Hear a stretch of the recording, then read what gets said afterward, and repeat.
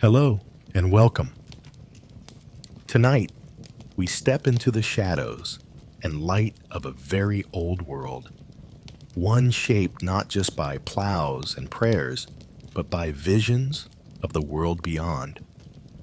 A place where heaven shimmered just beyond the clouds and hell boiled beneath the fields. Where the afterlife wasn't abstract, but urgent, real, detailed, filled with creatures and landscapes more vivid than anything on earth. If you find peace in slow journeys through forgotten thought, if quiet stories calm the rhythm of your evening, you're in the right place. Feel free to settle in. Take a breath. Dim the lights. And if you like, you can let me know where you're listening from tonight. It's a comfort to imagine us all, stretched across the world, drifting slowly together into dreams. And now, close your eyes and come with me.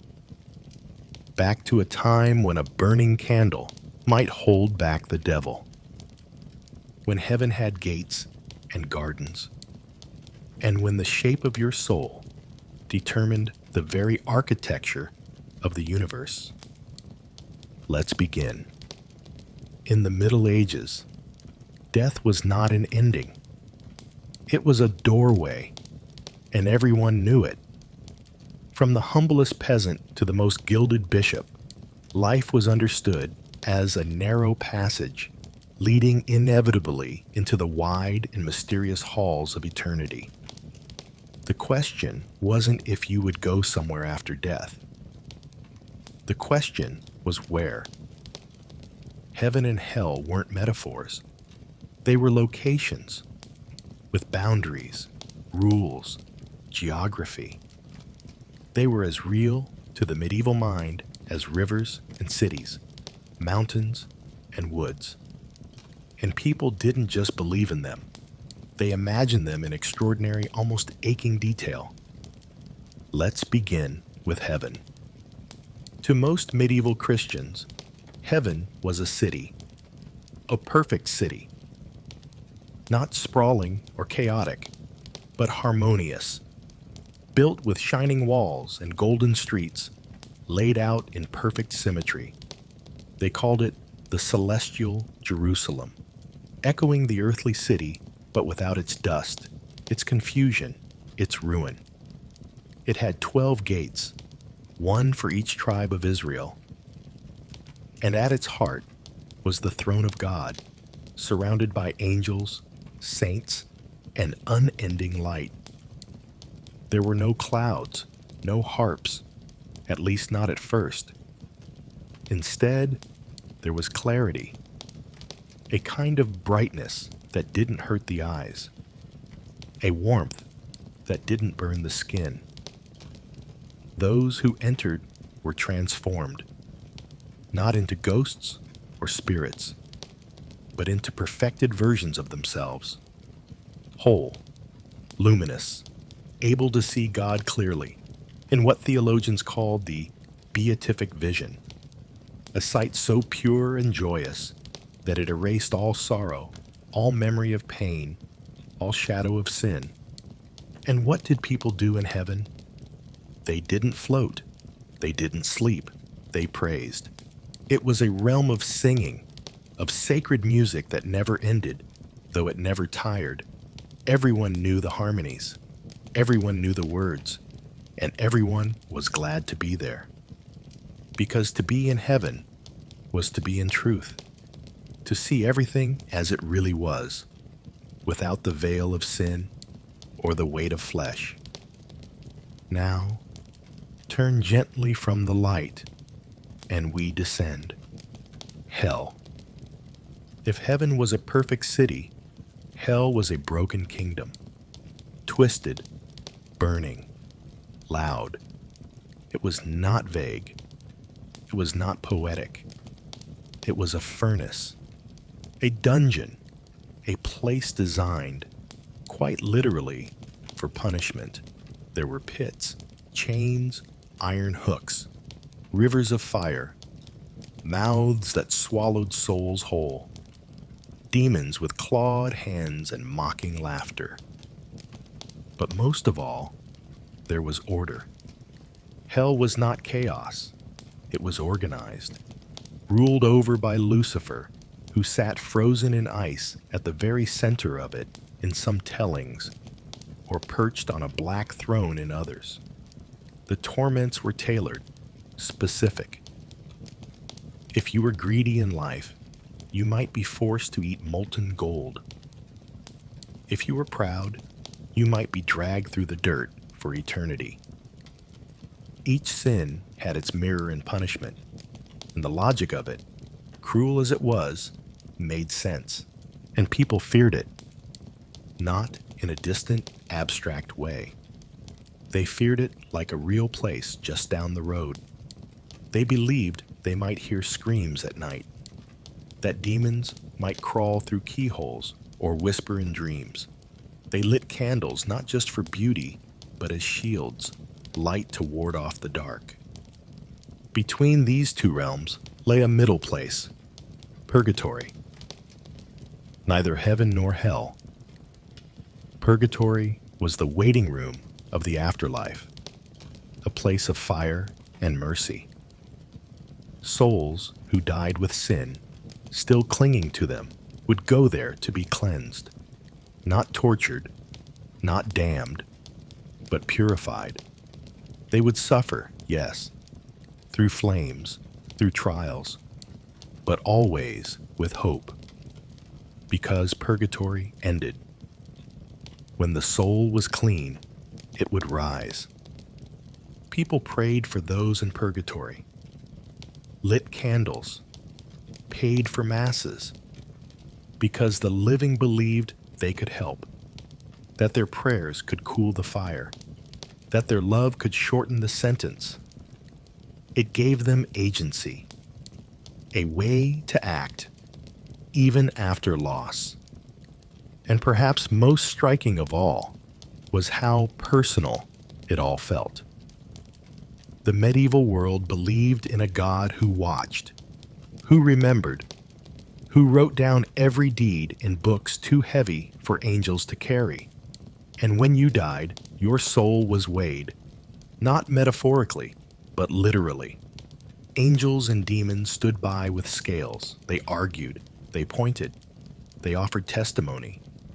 And the soul hung in the balance, trembling like a flame. All of this, heaven, hell, purgatory, the soul's weighing, wasn't just doctrine. It was woven into daily life, in art, in music, in the margins of books, carved into cathedral doors, painted on chapel walls, described in sermons, in dreams, in folk tales whispered beside hearth fires. To be medieval was to live with the afterlife, not as a someday, but as a presence, near, watching, waiting.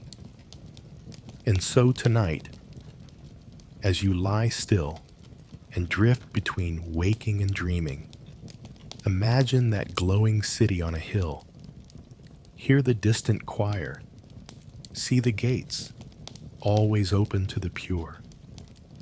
And then glance toward the darker hills, where smoke coils into stars and strange figures move just beyond the firelight. But do not fear. You are only passing through stories, ancient thoughts, the soft echoes of belief that once shaped every heartbeat, every breath, every prayer. Sleep now. The books are closed, the scales are still, and the road, for now, leads only to rest. We'll return again soon, to walk deeper into the sacred and strange visions of the afterlife, where the medieval soul wandered long before it found peace. In the medieval world, people did not walk alone. Even in the silence of the woods, even in the darkest hours of the night, there was always company, invisible, immortal, and very much interested in the fate of every soul, the angels and the demons. They filled the air like unseen birds, always hovering just beyond the veil of sight, always watching. And to the medieval mind, they weren't just symbols, they were real as fire, as real as breath. Let's begin with the angels. Every person, from birth to death, was believed to be assigned a guardian angel. Not a gentle breeze or a feeling of comfort, but an actual being, winged, powerful, and vigilant. The angel didn't speak out loud, but it watched. It recorded. It stood between you and harm when it could. And when you died, it walked beside your soul, offering testimony of your good deeds as it approached the weighing of the scales. Angels had hierarchy. They weren't all the same. At the top were the seraphim, six-winged, burning with love for God, so bright they could scarcely be imagined. Then came the cherubim, the thrones, the dominions, the powers, the virtues, the archangels, each with its own role, each stationed in the great celestial order like a choir of eternal watchers. They did not simply sing. They moved the stars. They guarded gates. They punished the wicked. And sometimes they whispered comfort into dreams. Medieval people prayed to them, painted them, called out to them in times of fear. They were the messengers of heaven. And sometimes they appeared in visions, in moments of grace, or standing briefly at the edge of a battlefield, their wings curled in silence. But where there were angels, there were also demons. They too were real, not red, not cartoonish, but monstrous, twisted shadows of what they had once been. Fallen angels hurled from heaven during the Great War at the beginning of time. They had names, faces, terrifying purposes, and they, too, followed people through life, not to protect, but to tempt, to whisper, to accuse. People believed demons could cause illness, not just of the body, but of the soul. They stirred anger, fanned the flames of pride, crept into dreams, sat on your chest while you slept, making you gasp and twist. They could appear as animals, as strangers, as flickers in the corner of the eye. If a child screamed in the night, it might be a demon. If bread turned to mold too fast, if a crop withered suddenly, it might be their doing. They were not omnipotent, but they were cunning, and they took special joy in leading the pious astray. A monk tempted in silence, a widow who saw visions, a priest who felt doubt at the edge of sleep. And just as there was a hierarchy of angels, there was a twisted mirror in hell. Lucifer at the top, wings blackened, pride seething from every gesture. Beneath him, generals of sin, Beelzebub, Leviathan, Asmodeus, each with a domain: lust, envy, wrath, greed. They didn't rule with fire, but with strategy, and their armies walked the earth in silence. The medieval imagination gave them forms, wings like bats, eyes that wept ink, tongues that could steal the truth. But they could also disguise themselves. They could look like friends, like lovers, like the innocent. That was their greatest trick, to look like something you wanted. People protected themselves with rituals, prayers, symbols etched above doorways, salt spread along thresholds, holy water flicked in corners, a cross traced over a loaf before slicing, words murmured into the dark. Because demons feared the sacred, and it was said that a soul bathed in prayer was hard to touch. But still, they waited.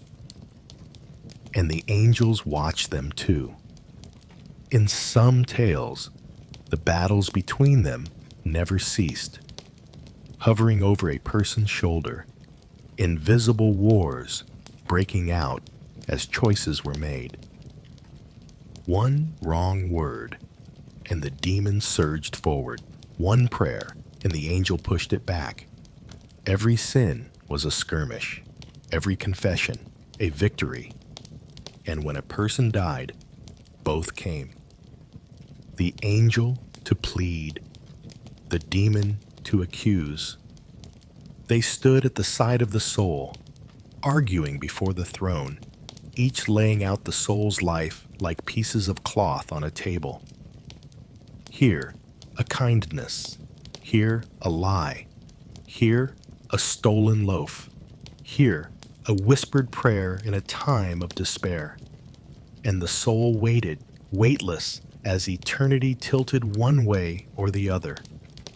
Artists painted these moments on church walls. A dying man in bed, a demon tugging at his ankles, an angel holding a candle at his head, and in between, the soul, pale and small, watching. And still, for all the fear, for all the darkness, the medieval mind believed something gently beautiful, that the angels were stronger. That goodness, real goodness, glowed too brightly to be snuffed out. That no matter how dark the demon, no matter how close it came, it could never stay if the soul turned toward light, if it called out, if it chose well. And so they lived their lives not alone, not unobserved, but in the company of the unseen. So tonight, as your own breath softens, imagine them, not with fear, but with quiet wonder. One on each side, watching, yes, but not with judgment, just with patience, waiting for you to rest, to turn toward peace. There are no shadows here, no whispers, only calm, only hush, only the breath of wings folded gently as sleep settles in. We'll continue again soon, through more of the beautiful, bewildering beliefs that shaped the medieval soul, where heaven and hell walked just a step behind every prayer. In the quiet corners of medieval imagination, heaven was not simply a destination. It was a height, a place above, not just in spirit, but in space. People did not just go to heaven. They climbed, slowly, carefully, soul by soul. And for centuries, that climb was pictured, quite literally, as a ladder. The Scala Paradisi, or ladder to paradise, was not just an idea. It was a vision, a drawing, a story shared in monasteries and whispered beside deathbeds. The image was everywhere. A great ladder stretching from earth to heaven, its rungs shining with virtue, its sides held fast by angels, and upon it, souls, ordinary souls, struggling upward, rung by rung, toward the light. It was believed to be hard. Salvation was not swift. Each step upward required effort, not of muscle, but of the heart. The first rungs were easier: humility, charity, patience. But higher up came harder things: detachment, perfect obedience, a life stripped of anger or pride. And with each rung came danger, because between the steps, clinging to the sides, lurked demons. They tried to pull souls down, not with force, but with temptation. A sudden thought of glory, a flicker of envy, a single memory of pleasure. The soul would tremble, slip, and fall. Not to death, not always, but far enough that the climb must begin again. To the medieval mind, this was not a metaphor. It was a reality just waiting, invisible but close. Life itself was the ladder. Every day was a step, every sin a stumble, every prayer a grip stronger than iron. It was not the height that mattered, but the direction. As long as one kept climbing, kept rising, there was hope. And for monks, those who gave their lives to quiet and prayer, this ladder was their entire path. The rule of Saint Benedict, the great book of monastic life, even laid out 12 specific rungs, each one a virtue, each one harder than the last. To live in a monastery was to live with the ladder in your mind, etched into the silence like footsteps carved into stone. But the idea reached beyond cloisters. Ordinary people, farmers, weavers, millers, midwives, they too imagined their lives as ladders, not of cloistered perfection, but of choices. Each good deed, a rung, each cruel word, a pause, each act of mercy, a lift upward. The poor did not feel excluded. On the contrary, they believed their suffering gave them a head start, that the weight they carried in life was already lifting their souls toward heaven. And for those who feared they'd fallen too far, there was confession. A kind of heavenly rope lowered down, a way back to the rungs. The priest's words, soft in the gloom of a stone church, were like a hand pulling the soul upward again. In art, the ladder was drawn dramatically, a gleaming path stretching up through the clouds. Angels helped, demons clawed. Christ waited at the top, sometimes reaching down, sometimes simply watching. And the souls? Some smiled, others struggled. A few slipped and fell into flame, but most kept climbing. And this vision did something strange, something beautiful. It made holiness visible, reachable. It told people, you can rise, not all at once, but slowly, with effort, with care. You don't have to leap to heaven. You only have to take the next step. At funerals, the priest would speak of the soul ascending the ladder, of angels meeting them halfway, helping them up the final rungs. Sometimes, people were buried with small drawings of the ladder, tucked into shrouds, carved into stone, folded into the hands of the dead. And in dreams, too, the ladder came. There are tales, scattered across old journals and forgotten letters, of men and women who dreamed they were climbing. Some found themselves stopped by chains. Others saw a loved one ahead of them, holding out a hand. A few said they reached the top, saw light, and then awoke, smiling through their tears. The ladder also carried warning. To stop climbing was dangerous. To become proud of your height was worse. Pride, they said, made you think you'd reach the top, only to slip, suddenly, and fall faster than you ever rose. Better, always, to be humble, to step slowly, to never look down. And so the ladder remained, not just a symbol, but a shape the soul lived within.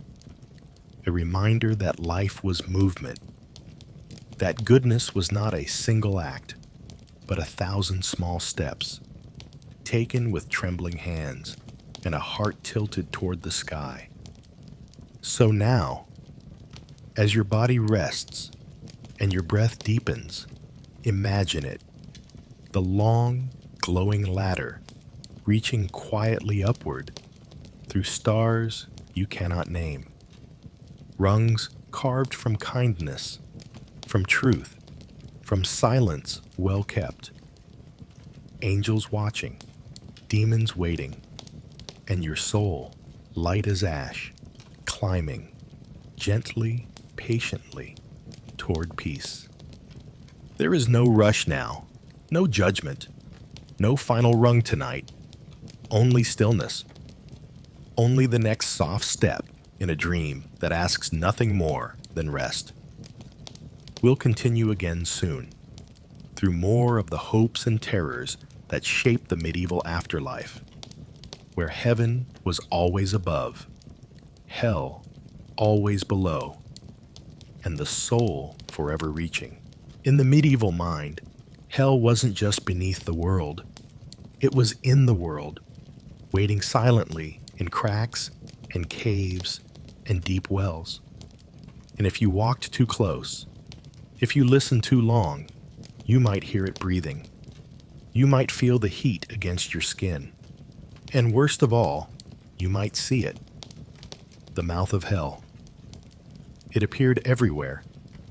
In stained glass, on carved church doors, in the margins of sacred manuscripts, painted with trembling hands. A vast, gaping mouth, animal and human all at once, wide open, rimmed with sharp teeth, swallowing sinners by the dozen. Sometimes it looked like a dragon, other times a snarling boar or a grinning wolf. But always, it opened wide, and always it led downward. To step into that mouth was to fall forever. And it wasn't just symbolic. For medieval people, the mouth of hell was a real thing. A place, a location. You could, in theory, find it. Some said it lay in a deep forest. Others claimed it was a cave in southern Italy, or a smoking hole near the edge of a forgotten village. Iceland had one. Ireland had several. Even England had tales of a hill that groaned in winter and belched smoke when the wind turned warm.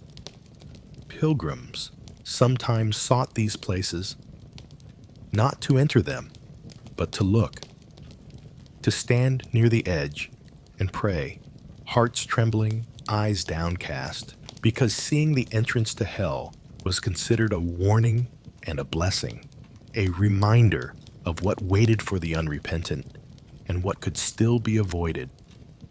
The mouth of hell was not quiet. Artists imagined it full of screams. Priests described it in sermons with terrible detail. The stench of sulfur, the howls of the damned, the grinding of gnashing teeth. Inside were demons, not chaotic, but busy, methodical. They worked the souls like blacksmiths worked iron, hooks, chains, furnaces, wheels. Some were dunked in boiling blood. Others stretched until they snapped. Every punishment matched the sin, justice, but with no mercy left. Gluttons were fed endlessly, their bellies bursting. Liars had their tongues torn out again and again. Thieves were shackled beside the things they'd stolen, while proud men were forced to kneel forever in silence. But none of these torments could compare to the mouth itself, because the mouth wasn't just an entrance. It was alive. It chose its victims. It opened when sin grew ripe. It waited for souls who had ignored too many warnings, walked too many crooked roads.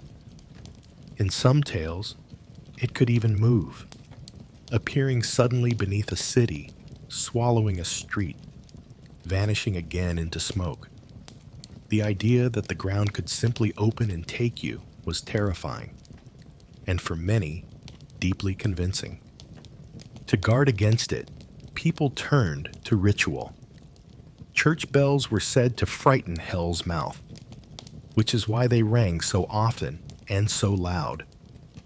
Holy water sprinkled at thresholds was meant to confuse any demon trying to lure a soul toward the edge. And candles, always candles, burned beside beds, beside bodies, beside doorways. Light kept the mouth closed, if only for a while. But there was also hope, because even the mouth of hell could be shut. By confession, by penance, by turning back.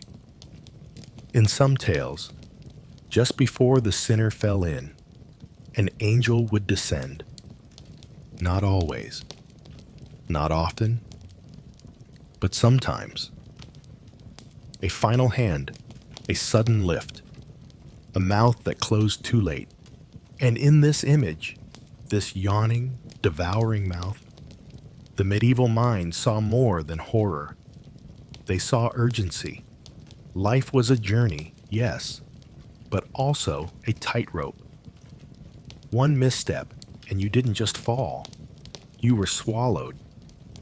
It shaped how they lived. Parents told their children of it at bedtime, not to frighten, but to guide. Monks carved it onto chapel benches so worshipers would sit beside it every Sunday. It reminded people that choices mattered, that every sin tugged them toward the jaws, and that the world, lovely as it seemed, was also full of hidden danger. And yet, despite all the flame, all the fear, they believed the mouth could be avoided. That hell was real, but not inevitable. That the soul was not a stone, destined to fall, but a feather. Light enough to be caught, saved, lifted upward. So now, as you lie still in the safety of your room, imagine that terrible mouth closing softly, not in anger, but in quiet defeat. Because tonight, you have chosen peace. Tonight, you have chosen rest. And there is nothing left for the jaws to bite. The ground beneath you is firm. The sky above you is wide, and sleep, that gentlest ladder, is ready to carry you toward light. We'll return again soon, with more from the world that once believed the afterlife was just beneath the soil, and that every shadow might open into something more. Between the golden gates of heaven and the gaping jaws of hell, there was a middle place, a place not of joy, nor of endless torment, but of waiting, of cleansing, of pain, yes, but pain with a purpose. To the medieval soul, this place was called purgatory. It was not always part of the Christian story. In early centuries, the world was divided more simply. Good souls rose, wicked souls fell. But as time passed and questions deepened, what of the souls who sinned but repented? What of the good who had done wrong, and the wicked who died with prayers still on their lips? A third place began to take shape. By the Middle Ages, it had solidified into something vivid, tangible, terrifying, and hopeful, all at once. Purgatory was not pleasant, but it was not punishment for punishment's sake. It was mercy, painful, burning mercy. A great furnace of the soul, where every unconfessed sin, every small cruelty, every hidden pride was burned away until only grace remained. Imagine it, as they did, a vast landscape of mist and smoke. Not the roaring fire of hell, but the slow, steady heat of refinement. Like metal, passed through flame to be made pure.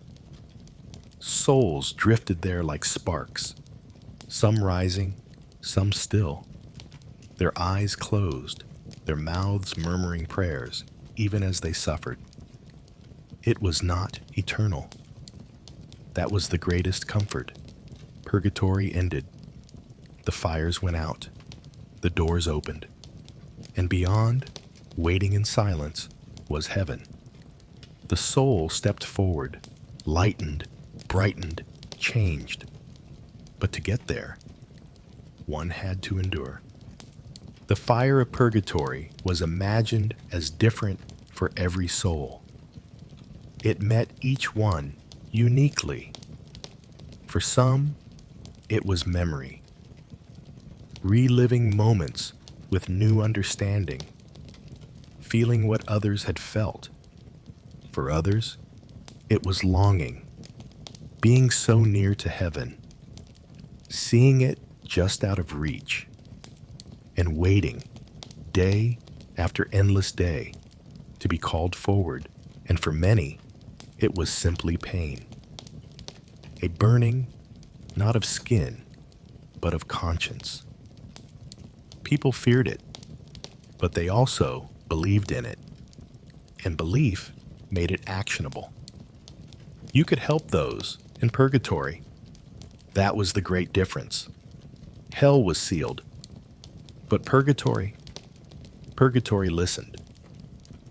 If you prayed for the dead, lit candles, gave alms in their name, attended masses, spoke their names aloud, then their time in the fire might be shortened. A few days less, a few steps higher, a few tears turned to light. And so medieval life was full of small rituals for the dead. People left coins to pay priests after they were gone. They arranged for candles to burn in their name. They whispered prayers at dusk. May the souls of the faithful departed, through the mercy of God, rest in peace, they said. And they meant it, not as words, but as keys. Keys that unlocked the fire and let the soul walk forward. Monasteries, especially, became engines of prayer. Monks sang for the dead in long, low chants, day after day, year after year. Nobles left land to the church in exchange for perpetual prayers, a kind of spiritual insurance. Even the poorest peasant might ask, with their last breath, for a single candle to be lit on their behalf. And dreams. Oh, dreams told of purgatory, too.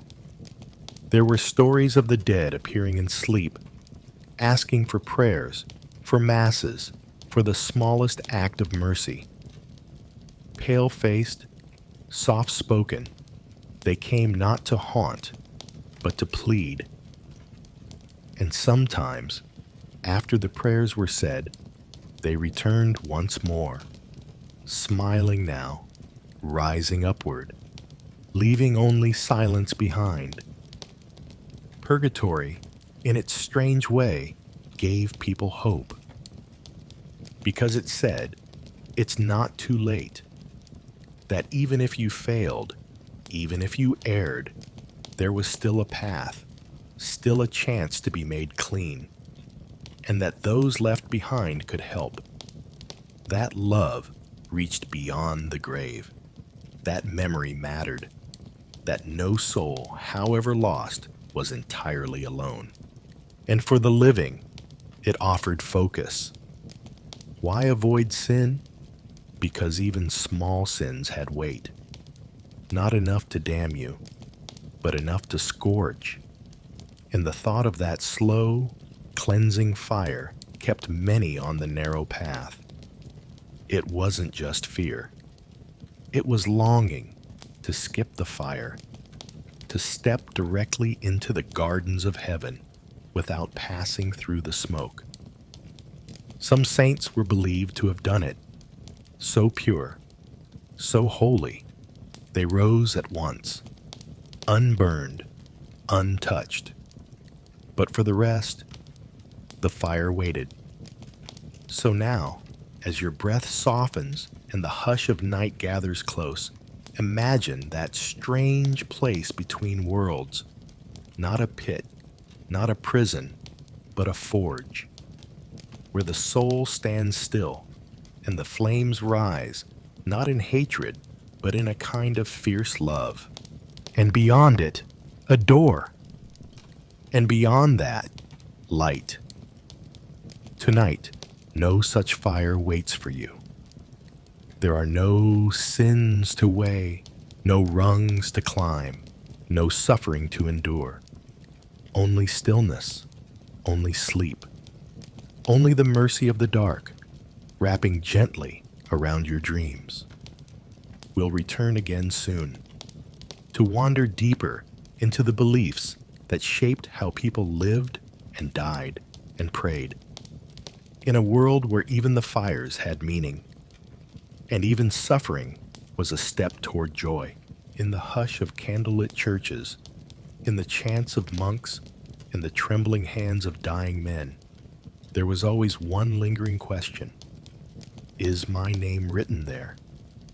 Not on a gravestone, not in a family record, but in the book of life, the divine ledger that, to the medieval imagination, contained the fate of every soul, inked not by human hands, but by the judgment of heaven itself. It was not a metaphor. It was not poetry. They believed the book was real. Some imagined it as a vast, glowing tome held by angels with feathered quills, pages made of light, ink that shimmered with holiness. Others saw it more plainly, a thick, weighty book, worn by centuries of entries, resting on a celestial lectern beside the throne of God. But all agreed on this. Your name was either written in it or it wasn't.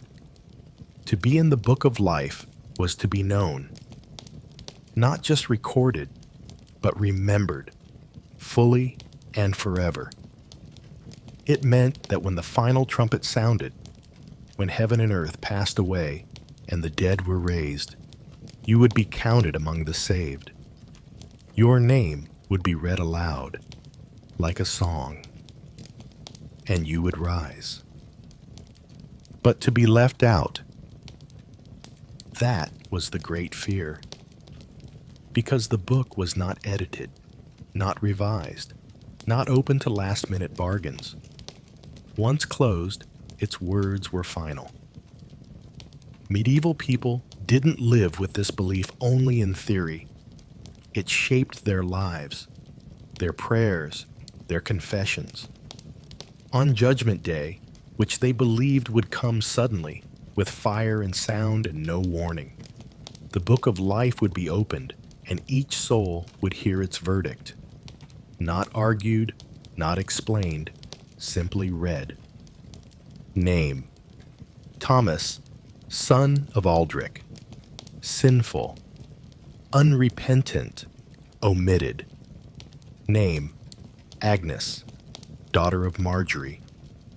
Merciful, faithful, written, and so they lived not only for God, but for the book.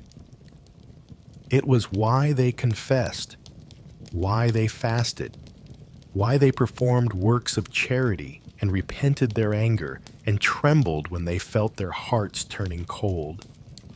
Because every deed, they believed, was weighed and every name hung in balance. Scribes in monasteries kept small, symbolic versions of the book. Prayer books and calendars included reminders to ask for inscription. One common prayer said again and again across centuries, "Write my name, Lord, in your book, and do not blot it out." The words were said aloud before sleep, before battle, on deathbeds. Some believe the angels updated the book constantly, hovering invisibly nearby, taking notes with quicksilver pens. Others believed the writing happened only once, at birth, and that the whole purpose of life was to prove you belonged there. Either way, the presence or absence of a name was not chance. It was judgment. And there was another book, too. If the book of life held the saved, there was also a book of the condemned. Not a poetic invention, but a real second volume, black as coal, inked in fire. In it, they said, were written the names of those who turned away from grace, who refused confession, who hardened their hearts. It was said to be heavier than the book of life, thicker, because sin was so much more common than virtue. But even that darkness had a shadow of hope, because, as some taught, your name could be moved. Not easily, not often, but moved. A deep act of penance, a final moment of pure prayer, a life turned fully around. These things, rare as they were, could erase a name from the black book and inscribe it anew in the white one. The transfer, they believed, was written in tears, and sometimes, in dreams, the books appeared. A man would wake, pale and shaking, saying he saw his name written, or not. A woman would speak of an angel reading aloud a list, her heart pounding with each name that wasn't hers. And once, in an old village, whose name no one remembers now, a child claimed to see the book lying open in the sky, its pages turning on their own. The priest told her it was a vision of hope, that perhaps heaven was reminding them, the book is real, and there is still time. So people lived with care, with awe, with deep attention to the invisible record being written above their heads. And when they died, those gathered at their bedside would whisper it softly. May their name be written in the book of life. And candles would burn, and bells would toll, and prayers would rise, not just for peace, but for memory. Eternal, celestial memory. So tonight, as you close your eyes and listen to the soft turning of your own breath, imagine that great book resting gently in a chamber of light, its pages glowing, its names written in a script no hand could forge. You do not need to see your name tonight. You do not need to worry. Only rest. Because if love lives in you, if kindness has passed through your hands, then the page has already turned, and your story, quiet, imperfect, beautiful, is already part of something greater. Sleep now. The ink is dry, the record is kept, and for tonight, that is more than enough. We'll continue again soon to explore more of the beliefs that shaped the hearts of the living and the hopes of the dead in a world where heaven kept its own library, and every soul longed to be known. It was not a question of if, it was a question of when.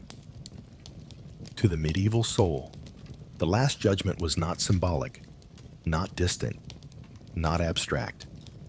It was a real day, on a real calendar, known to God alone. When time would end, the sky would split open, and every soul that had ever lived would rise from the dust and be judged. Not by metaphor, but by a voice, a book, a gaze as that saw through all masks and left nothing hidden.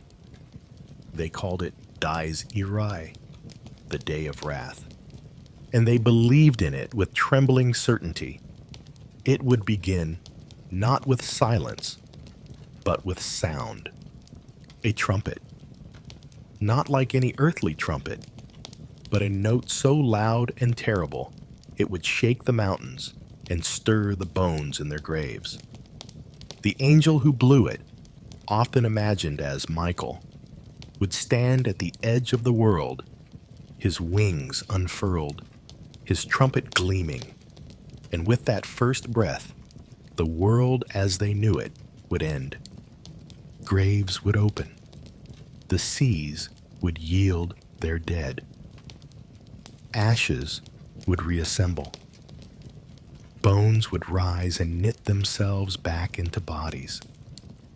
People would wake, some surprised, some weeping, some ready. Naked, reborn, exposed to the judgment of the one who had formed them in the beginning.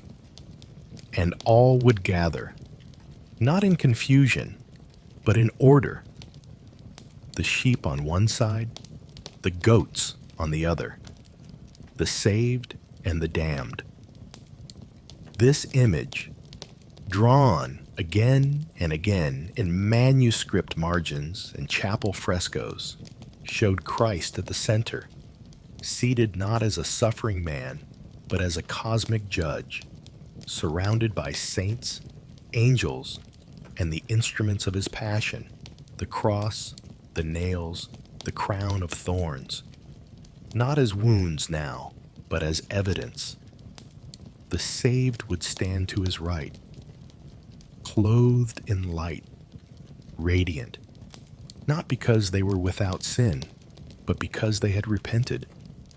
Their names had been written, their lamps were full, and when the book was opened, their deeds, humble, unseen, would shine.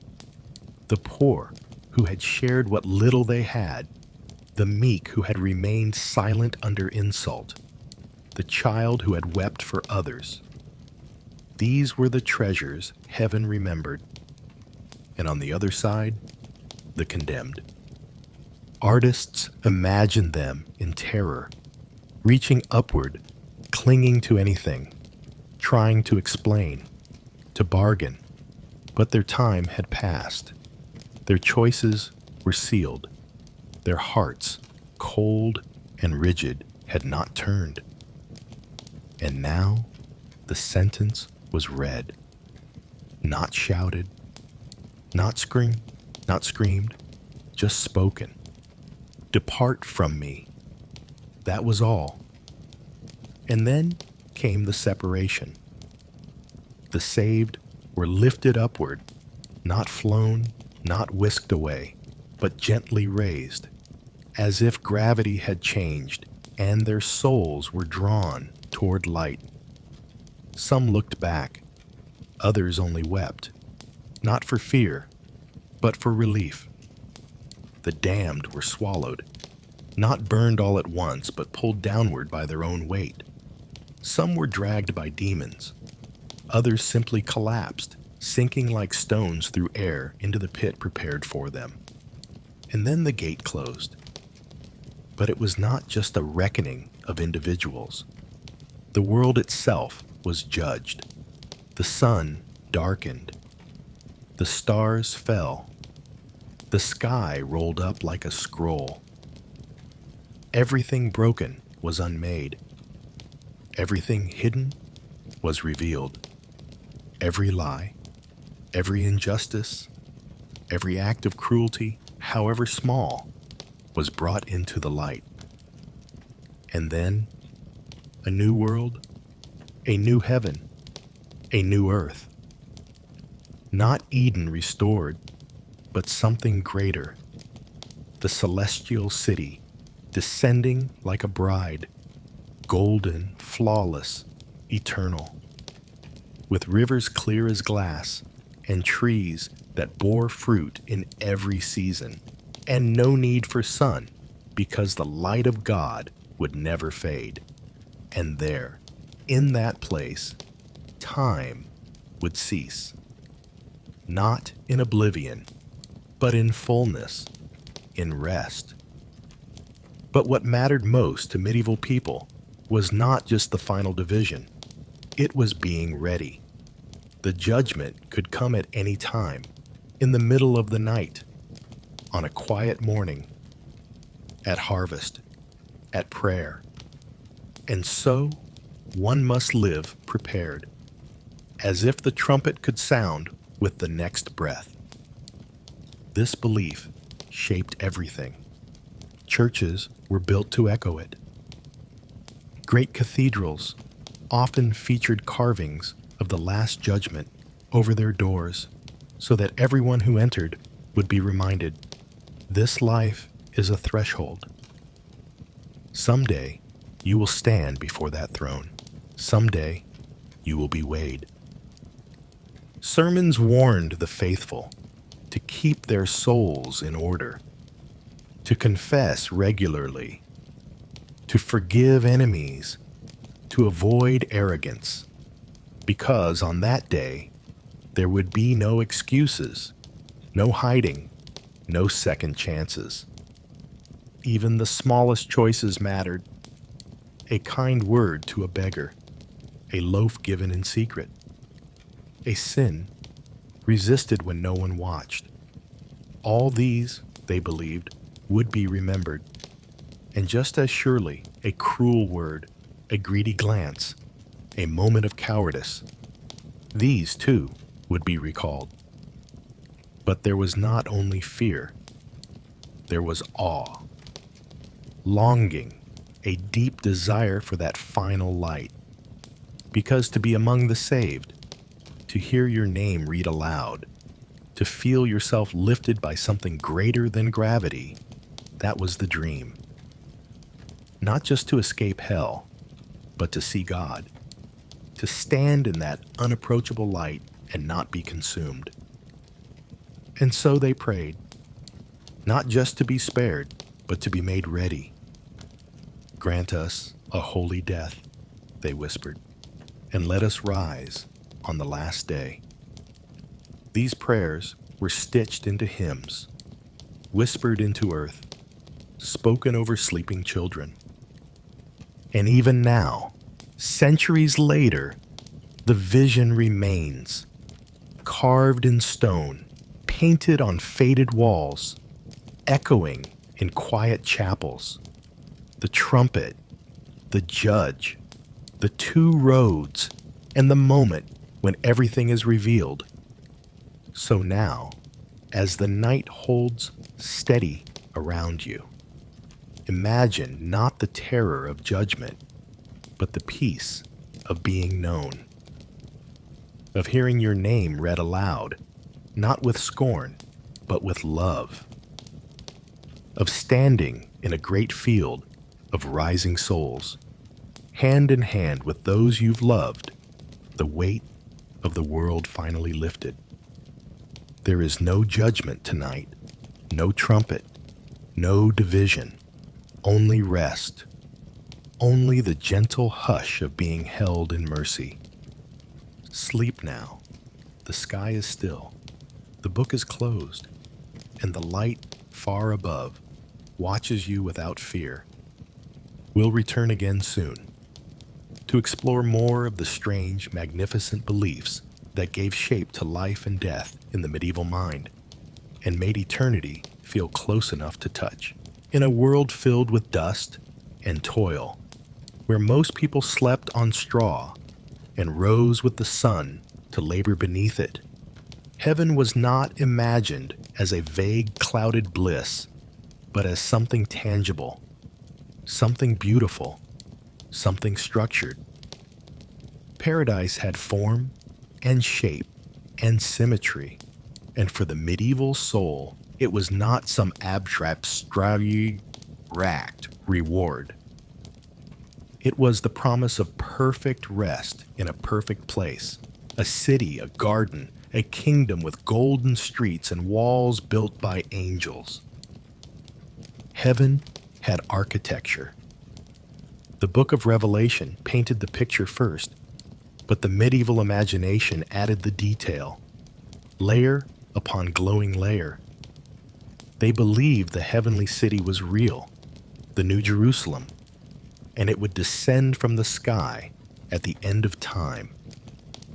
Not metaphorically, literally. Like a crystal cube, vast and glittering, it would settle gently upon the new earth, resting atop the ruins of the old. It had 12 gates, each a single pearl. 12 foundations, each made from a different jewel: sapphire, emerald, topaz, amethyst, jasper. The walls, the streets, the towers, all were golden. Not dull, but shining, polished, illuminated from within by the light of God.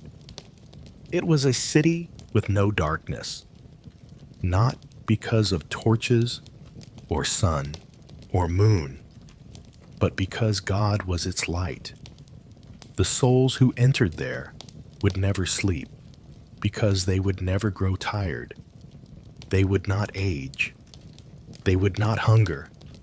Their joy would be unbroken, not loud, not ecstatic, but steady, like the glow of a candle that never flickers. Medieval theologians debated what heaven would be like in remarkable detail. Would people recognize each other? Yes, they believed. The blessed would be reunited with their loved ones, not as they were in sickness or death, but restored. A mother who died old would greet the child she lost young, and both would be whole. All deformity, all suffering, all sorrow would be erased, as if gently wiped from the edges of memory. And what would people do in heaven? They would praise, yes, but not with weary repetition. Worship in heaven was thought to be more like breathing, natural, joyful. Every movement would be a kind of music. Some believed the blessed would sing with angels, harmonizing in choirs that filled the air like incense. Others imagined long walks through luminous gardens, conversations with saints, laughter that rang like bells. Work would not exist, not as it did on earth.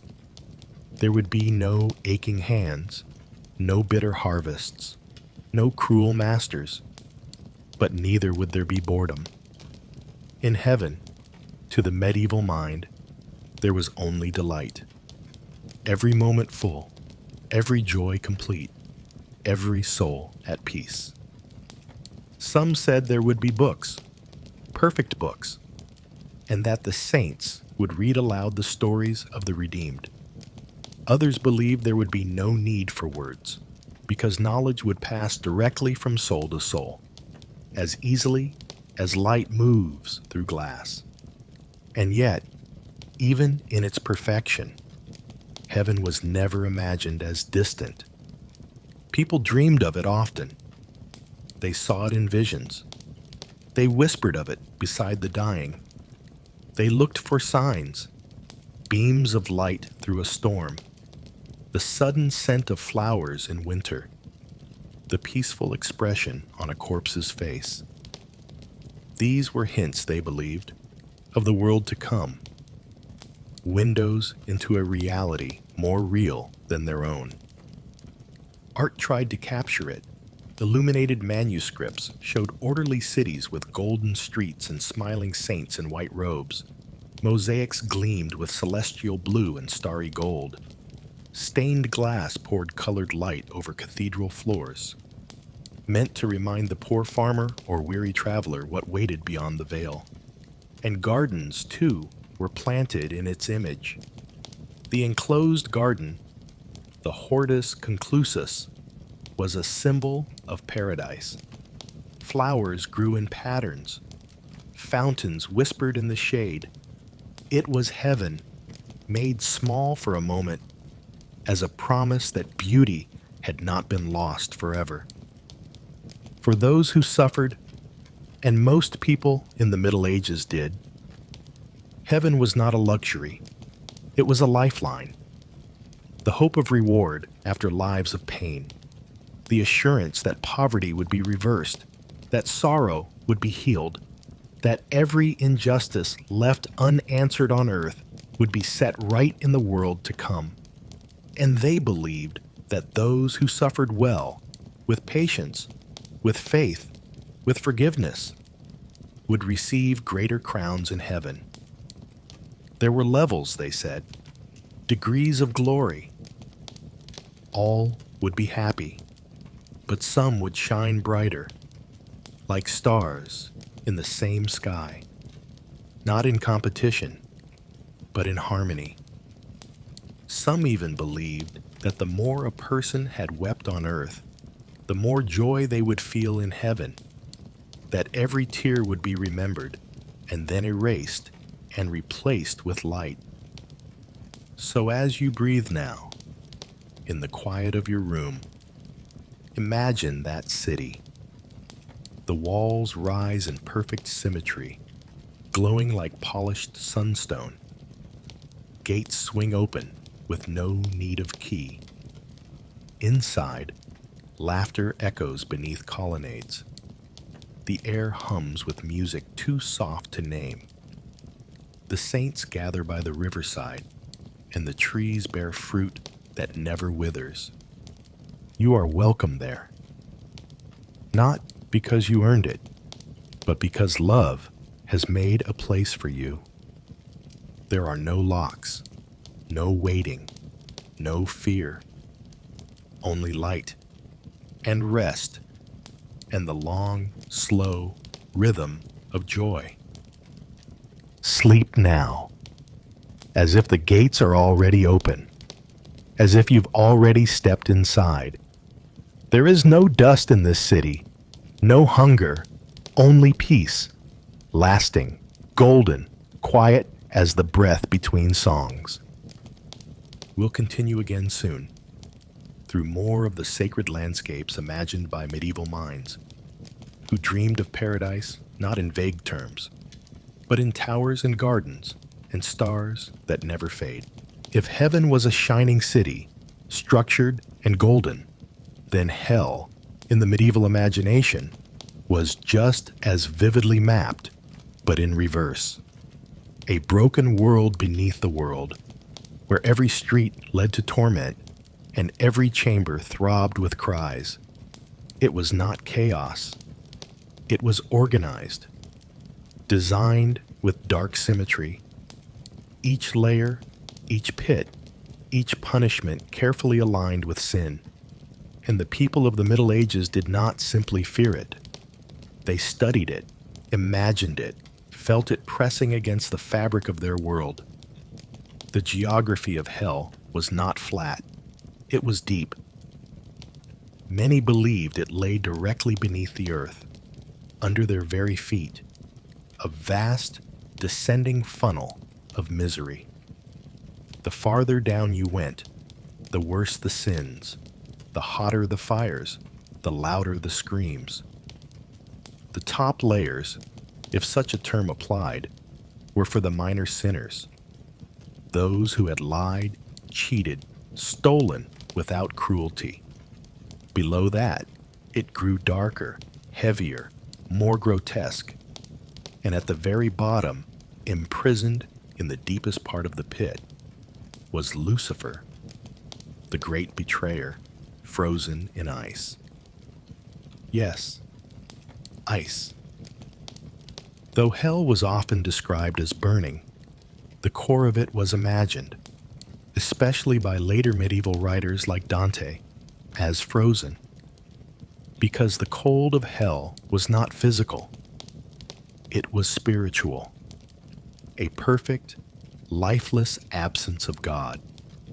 No warmth, no movement, just eternal stillness. Lucifer, wings stretched but unmoving, his breath freezing the air around him, his face contorted in rage, sorrow, and the endless knowledge that he had lost the light. The people of the Middle Ages pictured hell not only as a place of fire and darkness, but of precise, tailored punishment. Every sin had a mirror torment. Gluttons were forced to gorge endlessly on foul, rotting food. The lustful were blown helplessly by endless winds, denied the peace they had once disturbed. The violent boiled in rivers of blood. The proud were weighed down by great stones. The envious sat with their eyes sewn shut. These were not metaphors. These were warnings, drawn on walls, spoken in sermons, etched into the minds of believers from childhood. The tortures of hell were vivid, yes, but not random. They had meaning, a moral geometry. If you sinned with your hands suffered. If you sinned with your words, your tongue was burned or cut. And always, demons worked, tireless, clever, mocking. Not monstrous beasts, but failed angels, twisted in form, relentless in judgment. They did not sleep. They did not pity. They tormented with delight. And yet, they were not in charge. Hell was not ruled by devils. It was ruled by justice. Harsh, divine, irrevocable justice. God, in this view, had created hell as a necessity, a space for those who had chosen, fully and freely, to turn away. It was not a mistake. It was a consequence. And that idea, that the damned had chosen it, made hell even more terrible. Because there was no unfairness, no accident, no appeal. Medieval people believed hell began with sin, yes, but sin not repented. That was the hinge. The door was open until death. But at death, it closed, and what was inside the soul was revealed. No masks, no secrets. The sins you carried were no longer hidden. They clung to you, shaped you, pulled you downward like stones in a river. And some feared not fire, or ice, or punishment, but isolation. Because the worst pain of hell, many believed, was absence. The absence of God, of light, of love. In hell, there was no comfort, no friendship, no laughter. You could not see the face of another soul, even if you were surrounded by millions. You were utterly alone, a soul turned inward, trapped in the echo of its own choices. Still, there were those who imagined hell differently, as a city of mirrors, as a crooked reflection of heaven, with gates, not of pearl, but of iron, with roads, not golden, but slick with ash, a place with no time, no sky, no hope, but still structure, still purpose. Artists gave form to these beliefs in ways meant to strike the heart. Church walls depicted the damned tumbling headlong into pits, demons dragging bishops, kings, merchants, peasants. Hell was no respecter of rank, only of the soul. In some chapels, the Last Judgment was painted so that the damned would always be to your left as you walked out. a silent reminder of what waited just beyond carelessness. Children were taught to picture hell whenever they lied, cheated, or mocked. Adults were reminded of it at funerals. The priest solemnly warning, "Pray for this soul, that they may not fall into eternal fire." Monks meditated on it, mystics wrote of it, and for many, the fear of hell was not just fear of torment, but of losing the face of God forever. But even here, in this most terrifying belief, there was a strange kind of hope. Because the very specificity of hell, its maps, its torments, its systems, told people it could be avoided, that it wasn't a trap, but a destination with many warning signs. Sin was a path, but repentance was a gate. Narrow, yes, but open. And every sermon about fire was also a call back to the road of light. So now, as the world around you quiets and your thoughts slow to a gentle pace, imagine this place only from afar. Not to fear it, but to understand how seriously they took the soul, how deeply they believed in the weight of every choice, and then turn slowly away from the abyss toward the stillness of your room, the softness of your breath, the peace that waits at the edge of sleep. No demons stir here, no fire crackles, no gates clang shut, only quiet, only mercy, only rest. We'll return again soon. To walk further through the invisible worlds the medieval mind believed were always just a heartbeat away, and to see how even the darkest visions could point toward light. For the medieval soul, death was not a sudden absence. It was a transition, a threshold, a single step from one kind of light into another. It might come quietly, with the fading breath of an old man beside a hearth, or violently, on a battlefield, in the mud and noise. But whenever it came, death was not the end. It was the beginning of the soul's journey. And that journey, to the people of the Middle Ages, unfolded with exquisite precision. They believed the moment of death was not silent. It was seen. As the final breath left the body, the soul was said to rise, not with confusion or panic, but as if waking from sleep. It still resembled the person it had belonged to, but it was lighter, glowing faintly, like flame in a glass jar. And immediately, it was not alone. Two figures stood nearby, an angel and a demon, not symbols, but presences, watching, waiting, prepared. If the soul had lived in grace, if it had confessed and repented, if it had striven, however imperfectly, toward God, then the demon recoiled. The angel stepped forward, offering a hand, and the soul was carried upward, singing. Not in words, but in something deeper than speech, a music only heaven knew.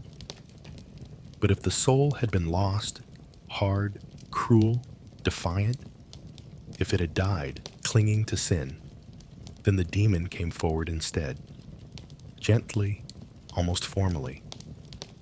No chase, no argument, just a pull downward, and the soul followed, as if it had been heavy all along.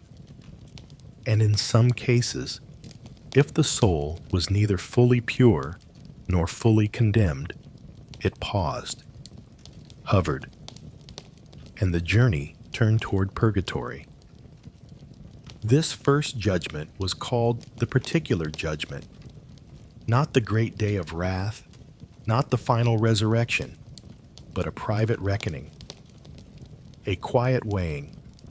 The soul was shown its life, not just the actions, but the intentions, the thoughts, the moments no one else had seen.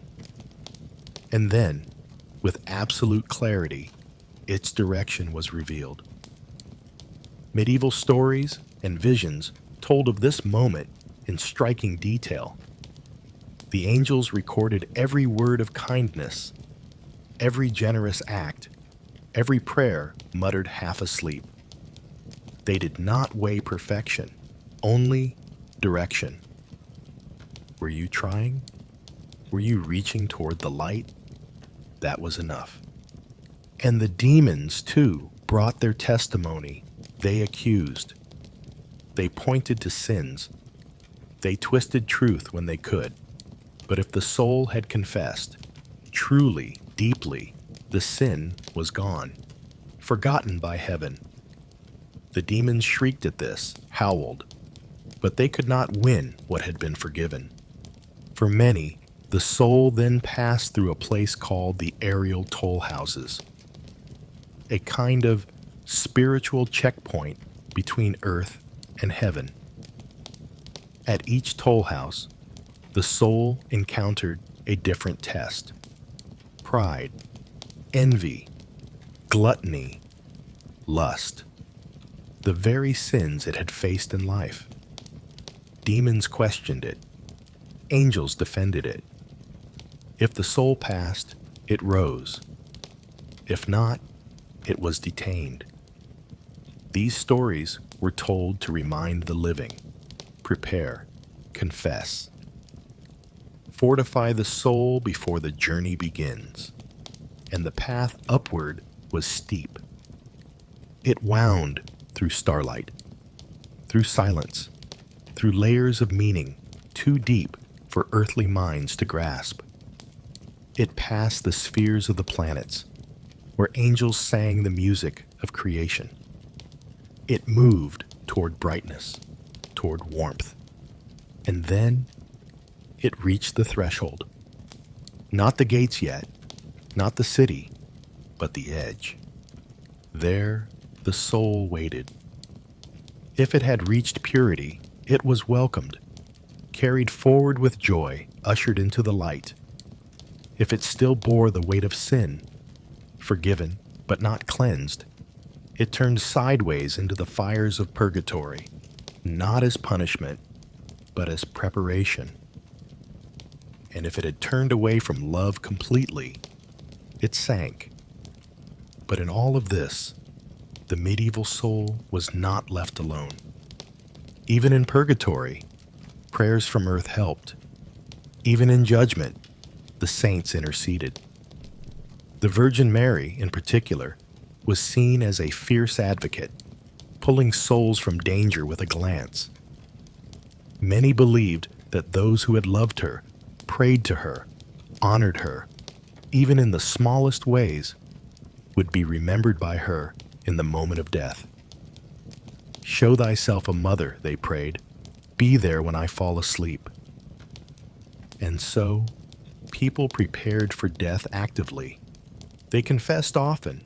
They received the Eucharist. They wore blessed objects. They prayed to Saint Michael the Archangel, who was believed to weigh the soul at death.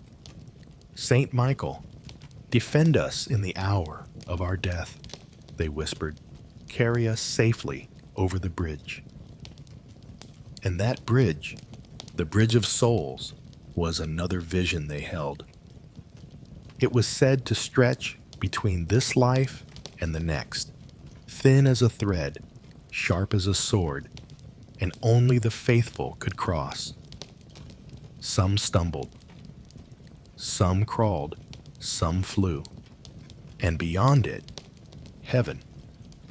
But perhaps the most beautiful part of their belief was this: they trusted that God desired to save, not to trap, not to punish, but to welcome, to gather in. That mercy was deeper than any sin, that even the worst sinner, if they turned in their final breath, could still be received, and that the prayers of the living echoed across the threshold. That death was not the end of love. And so, now, as your body rests and your breath finds its rhythm, imagine this journey, not as something frightening, but as a gentle unfolding. The angel beside you, the path lit softly, the air filled with memory, music, and light. There is no reckoning here, no toll house, no descent, only stillness, only peace, only the sense of something watching over you, patient, kind, and ever near. Sleep now.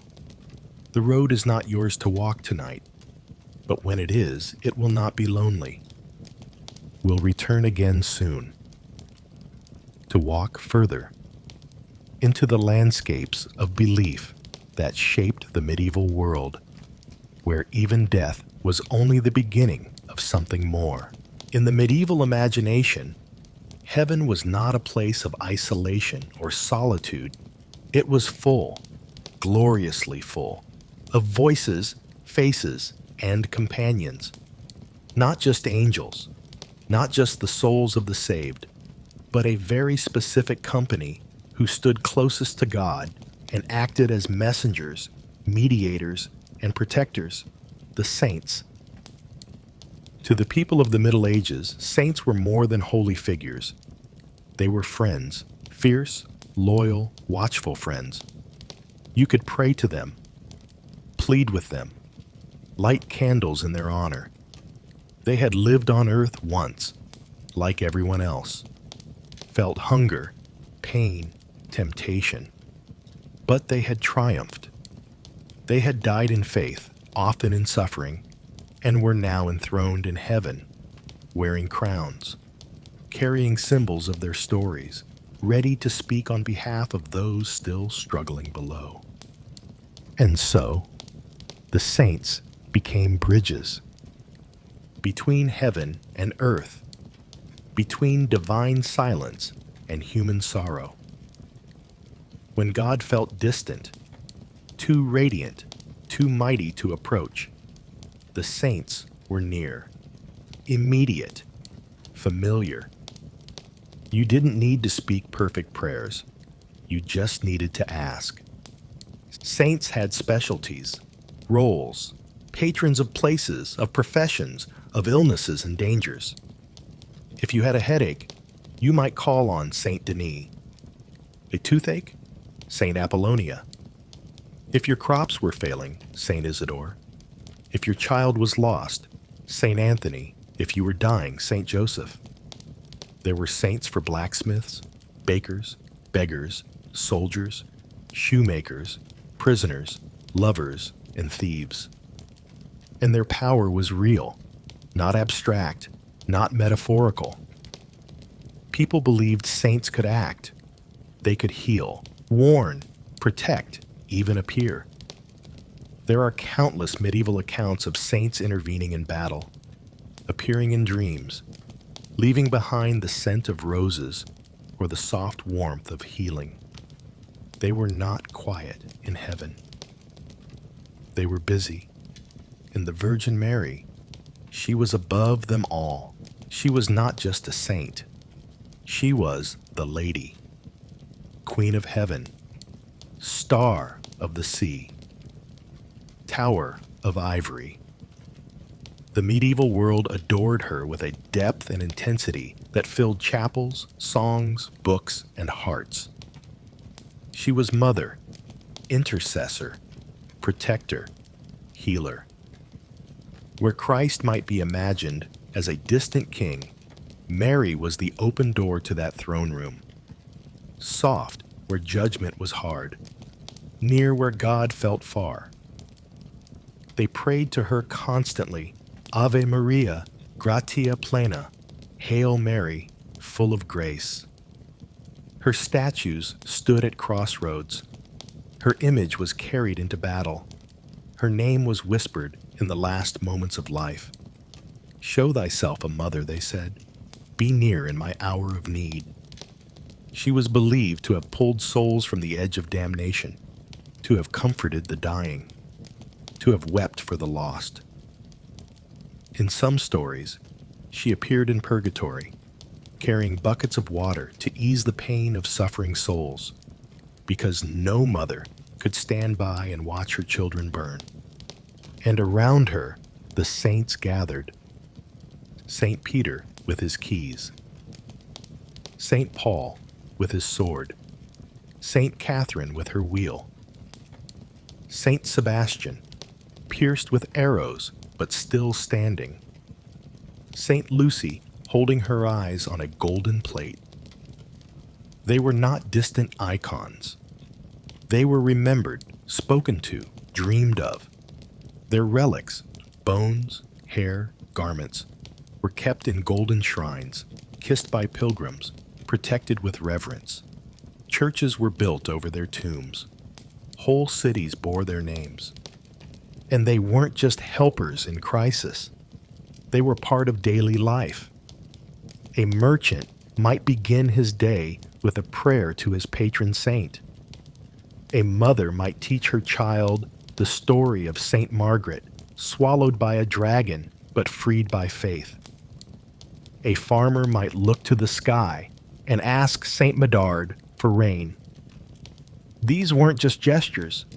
They were acts of connection, threads binding heaven and earth together, weaving the living and the dead into one great communion. The saints also appeared in visions, to monks, to children, to ordinary people, sometimes offering comfort, sometimes offering warnings. Change your ways, they said. Do not forget God. Other times, they simply stood, silent, radiant, near. Proof that the path of suffering could end in light. And they were believed to be present at death. To those who had called on them in life, the saints would come at the final moment, not just in spirit, but in glory. They would gather around the soul, defend it against demons, lift it upward. One vision told of a dying monk who saw Saint Benedict at his bedside, holding a lamp to guide him home. Others spoke of Saint Michael, weighing their deeds with golden scales. In some tales, the saints even met the soul at the gates of heaven, not just standing behind the walls, but walking out to greet their beloved one, like a friend waiting at the edge of a long road, smiling with joy. And so, to live with the saints was to never be alone. Their stories were read aloud in churches. Their feast days marked the rhythm of the year. Their names were spoken more than those of kings. To love the saints was not superstition. It was connection. It was hope. It was the belief that someone who had walked this same path and reached the end now stood ready to guide others through the dark. So now, as you rest in your own quiet space, imagine them. Not distant, not silent, but near. A soft circle of light. Figures with kind eyes, hands extended, cloaks swirling in celestial air. They have walked this road already. They have suffered, doubted, prayed, and endured. And now they are waiting, not to judge, but to welcome. Let yourself be carried by that thought. Gently, gently. No one here is alone. Sleep now, surrounded by stories, by names spoken in reverence, by saints who listen even in the hush of dreams. We'll return again soon to explore more of the deep and living faith that made heaven feel near and filled the darkness with figures of light. In the Middle Ages, wealth was not seen as a blessing, not in the way we might imagine today. It was dangerous, a temptation, a distraction, a burden. It could feed the hungry, yes. It could build churches and support monasteries. But more often, it was believed to choke the soul, to wrap it in pride and glitter and noise. And so it was the poor, the humble, the lowly, who were imagined as closest to the heart of God. It wasn't that poverty itself was holy. It was that those who suffered want and still chose goodness, still gave what little they had, still loved their neighbors and trusted in God. These were the ones medieval people believed heaven longed for most. They had a saying, Beati paupere spiritu, blessed are the poor in spirit, for theirs is the kingdom of heaven. And they took it seriously. To be poor in spirit wasn't only to lack coins. It was to be empty of pride, open to grace, ready to receive, a heart like open ground, waiting for rain. And so the poor, the beggar by the road, the washerwoman, the orphan, the crippled shepherd, were seen not as cursed, but as chosen. Their suffering wasn't invisible, it was sacred. The wealthy, the powerful, even kings and bishops were warned again and again. You will be last. The first shall be last, and the last shall be first. That phrase echoed from pulpits and manuscripts alike. It was a promise and a warning. There are tales, many of them, of saints disguised as beggars, of Christ appearing not as a king, but as a man in rags asking for bread, of the Virgin Mary knocking at a cottage door, wearing patched clothes and offering only a soft smile. These stories weren't just pious dreams. They were meant to teach. What you do to the least of these, you do to heaven itself. And so charity wasn't merely a duty. It was a chance to encounter the divine, to give to the poor. Food, shelter, kindness was to feed Christ, to clothe him, to recognize his face where others saw only dirt and poverty. Monasteries fed the hungry not out of superiority, but out of trembling reverence. The poor could be saints in disguise, angels in dust. And it wasn't just charity. It was respect. There were stories of poor women who died unknown, only to be seen in visions after death seated beside the Virgin Mary. Old men who had nothing but prayer and patience, who were found weeping in fields, their souls shining to heaven, though their hands were cracked with labor. Theologians wrote that in heaven, the poor would be exalted, not just welcomed, but raised. Their suffering would be turned inside out. Every hunger, every cold night, every shame, every humiliation, all would be repaid with warmth, light, and honor. Not pity, glory. The poor man who had slept in doorways might walk in robes of light.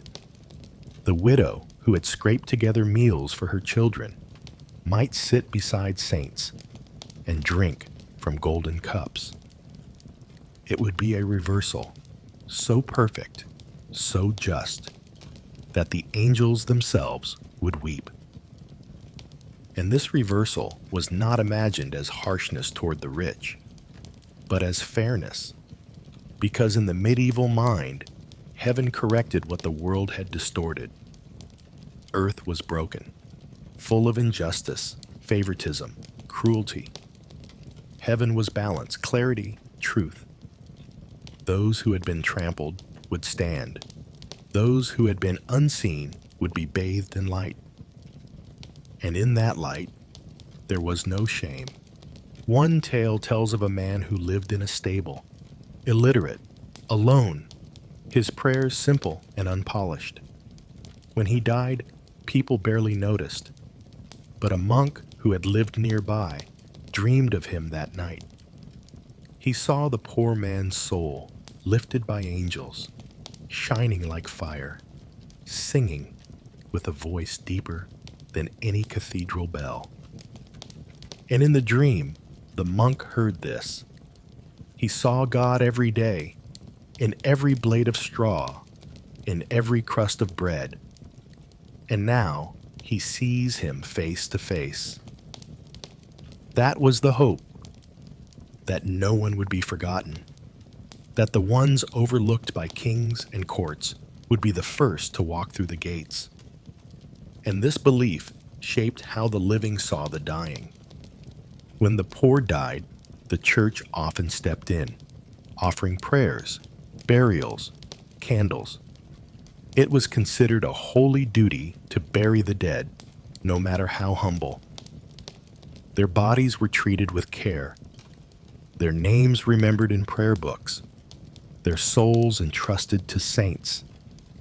And perhaps most beautiful of all was the belief that the poor in heaven would intercede for those on earth, not with bitterness, but with love, that the beggar who had been ignored might one day stand before the throne and say, "Forgive them. They didn't know. Help them.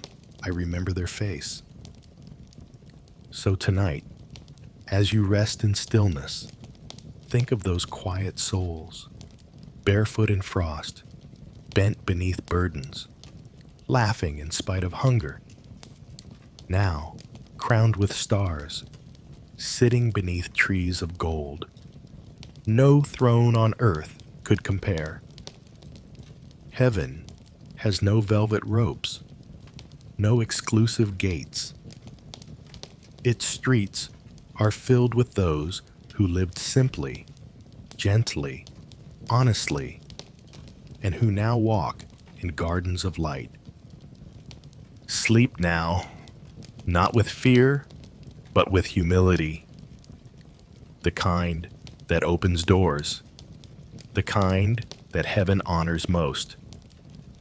We'll return again soon, to walk with those who once wept and now sing, in a world where lowliness was never forgotten, but lifted up forever. The medieval world was not sealed tightly shut like a box. It breathed. It opened at the edges. It listened, and sometimes it whispered back. And though most people feared to speak too openly of it, they believed deeply that the veil between this world and the next was not only thin, but permeable, that it could be touched, crossed, even glimpsed, most often not by day, but at night, in dreams, in silence, in stillness. To the people of the Middle Ages, dreams were not dismissed. They were not seen as accidents of sleep or the mind's idle wanderings. They were often messages, warnings, visitations, and most powerfully, they were glimpses of the soul's journey beyond death. Monks recorded such dreams with careful reverence.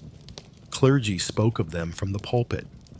Ordinary people remembered them for decades, whispering them in candlelight or writing them into the margins of prayer books with trembling hands. One of the most famous examples comes from the Vision of Tyndale, a widely read and widely believed account written in the 12th century. Tyndale was a wealthy Irish knight, sinful, prideful, and careless, who collapsed one day, seemingly dead. For 3 days, his body lay still, but his soul wandered. He saw hell, purgatory, heaven. He felt the pain of the damned, heard their screams, saw their twisted punishments. He wept, he begged, he was guided through the terrors by an angel who explained the meaning of each torment. And at last, he saw the light, the shining peace of paradise, its gates open to the pure. When he awoke, he changed. He gave away his wealth.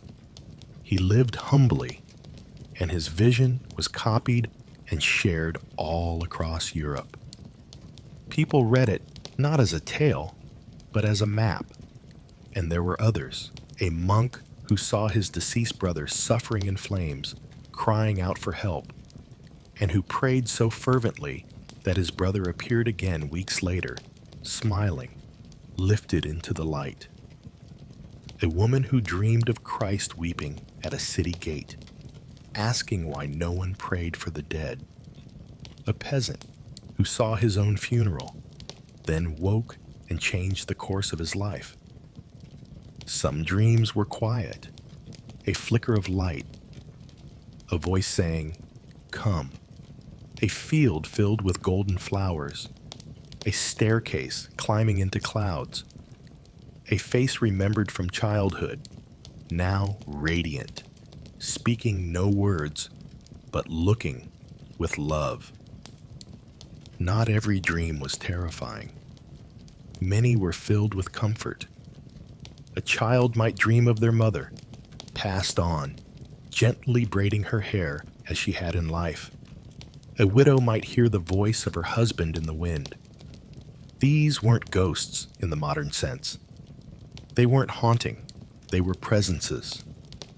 Real, vivid, kind. Echoes of love, not yet finished. And these visions weren't always given to saints or scholars. The poor, the simple, the forgotten. These were often the ones most visited. A stable boy who dreamed of angels. An old woman who saw the Virgin Mary walk through her garden. A dying servant who described a golden bridge stretching beyond the horizon, and a voice that said, "You may cross now." Priests took these accounts seriously. They examined them for signs of truth, consistency, humility, the fruits of change. A true vision, they said, would always bear good fruit. It would not puff up pride. It would soften the heart, inspire repentance, ignite compassion. Not every dream was divine. That was known too. Some were thought to be from demons, illusions meant to deceive, to frighten, to tempt. But people were taught to tell the difference. Demonic dreams left fear, coldness, confusion. Divine dreams brought clarity, warmth, peace, a kind of holy trembling, not from fear, but from awe. These stories wove their way into sermons, songs, paintings. The margins of illuminated manuscripts bloom with dreamscapes. Staircases stretching into the sky. Souls cradled by angels. Tongues of fire shaped like flowers. Artists were trying to paint what the soul sees when the body sleeps. Because dreams, in that world, were not private. They were part of the spiritual life of the community. If someone dreamed of a soul suffering in purgatory, they told the village, masses were said, candles lit. If someone saw a vision of judgment or of saints pleading for mercy, it was not ignored. People fasted, repented. The dreamer became a kind of prophet, not grand, not loud, just a voice that had heard something from beyond. And in this, dreams were democratic. Anyone could be chosen to glimpse the truth.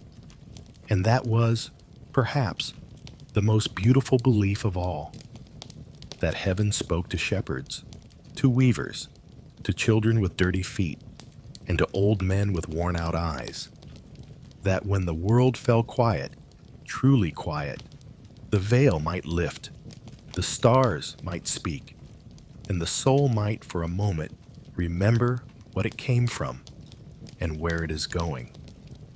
So now, as your own eyes grow heavy and the quiet folds around you, imagine that too, that somewhere in your sleep, a door might open. Not with words, not with fear, just a soft light and the sense of someone waiting. A hand held out, a path made ready. Do not be afraid of dreams. They are older than thought. They are gentler than reason, and sometimes they carry messages meant just for you. Sleep now, knowing that heaven is never silent. It watches, it listens, and sometimes, when the soul is still enough, it speaks. We'll return again soon, to follow the soft footsteps of visions and the quiet certainty that the other world was never far away, just a breath beyond the dream. In a world shaped by light, there was always shadow. And in the medieval imagination, that shadow had a name and a purpose and 1,000 faces. The devil was not a vague idea. He was a being, ancient, clever, tireless, and people believed he walked beside them as surely as their own shadow. Not to frighten, not always to harm, but to turn, to twist, to pull the soul just slightly off its path. Not with flames, but with suggestion. He was called many names: Satan, Lucifer, the adversary, the prince of lies, the tempter, the accuser, and each name revealed a part of his role. He was not imagined as endlessly powerful. He was a fallen angel, after all, cast down from heaven by God. But he was cunning, observant, patient. He could not force a soul to sin, but he could suggest and wait. The devil's greatest weapon was subtlety. He didn't always appear as a horned beast or snarling monster. In fact, he often appeared in disguise. A beautiful woman, a trusted friend, a priest with a false teaching, a voice in the mind that said, "You deserve more," or "No one will see," or "Just once won't matter." He rarely shouted. He whispered, and he knew the heart, the weak places, the fears, the longings. If a man hungered for praise, the devil offered it. If a woman longed for comfort, he presented ease. If a monk feared failure, he whispered despair. His goal was not a single sin, but a turning of the soul, away from the light and toward the self.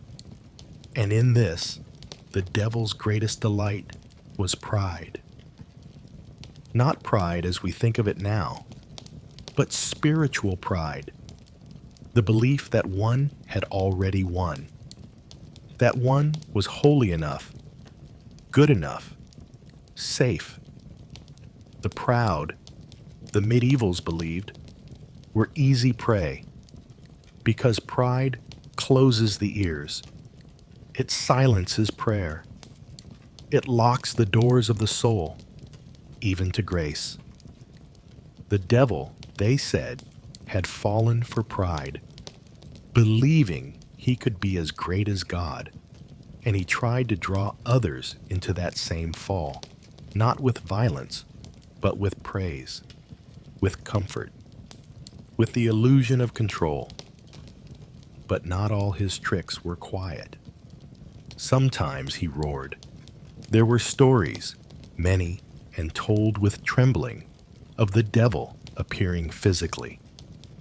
In the corner of a monk's cell, at the edge of a child's bed, in the night as a beast or a black dog or a twisted face in a fire. People believed he could move objects, sour milk, cause disease, whisper to animals. The wind that slammed a door, the candle that went out for no reason, the sudden feeling that someone was watching. These, they said, were his footprints.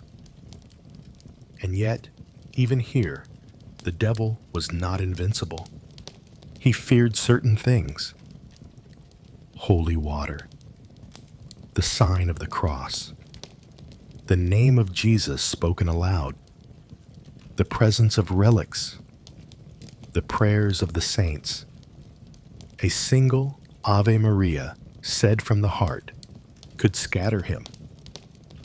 A monk once wrote that the devil fled more quickly from sincere humility than from 1,000 exorcisms, because in the end, the devil had no power over a soul that refused to turn. This belief shaped everything. People blessed their homes, placed crosses above doors, wore small medals or scraps of parchment inscribed with scripture. They made the sign of the cross over bread, over water, over their children before sleep. Not out of superstition, but out of deep understanding. The world was not neutral. It was a battleground. Every moment mattered. Confession was a kind of weapon. So was kindness. So was silence. Every good deed was believed to sting the devil. Every sin, a doorway opened. And the devil wasn't alone. He had followers, demons, fallen angels who served not out of loyalty, but out of shared hatred. They were said to be legion. They moved in shadow. They entered where they were welcomed. Through anger, envy, despair. They didn't possess like in stories of spinning heads and screams. At least not always. Sometimes they just settled in, quietly feeding the soul with fear. But there was one thing they could never do. They could not enter uninvited. The soul, they said, was a house, and the door was always on the inside, locked or opened by the will. Even if battered, even if tempted, a soul that said no could not be taken. And this was the power medieval people carried with them, even as they feared the devil, even as they dreamed of hell and judgment. They knew they had choice. That light was stronger, that a single prayer, even whispered by a trembling voice, could send the darkness running. There's a story of a poor woman who woke in the night, convinced she felt evil in the room. She could not see it, but the air was thick, heavy, wrong. She had no relic, no priest nearby, only a loaf of bread by the hearth, and the words of the Lord's Prayer in her heart. So she whispered it, slowly, with shaking hands, and by the final word, the air was clear. Because the devil may roar, but he cannot stay where he is not wanted. So now, as you lie still in your room, quiet and safe, know this: no shadow has power here. No whisper can take root. You are watched by better things. You are shielded, and sleep is a kind of prayer all its own. Rest easy, dear one. Not because there is no darkness in the world, but because the light is real and near and already shining in your favor. We'll return again soon to walk still deeper into the strange spiritual landscape of the medieval soul, where even fear had form, and even evil could be undone by faith. In a world shaped by light, there was always shadow. And in the medieval imagination, that shadow had a name and a purpose and 1,000 faces. The devil was not a vague idea.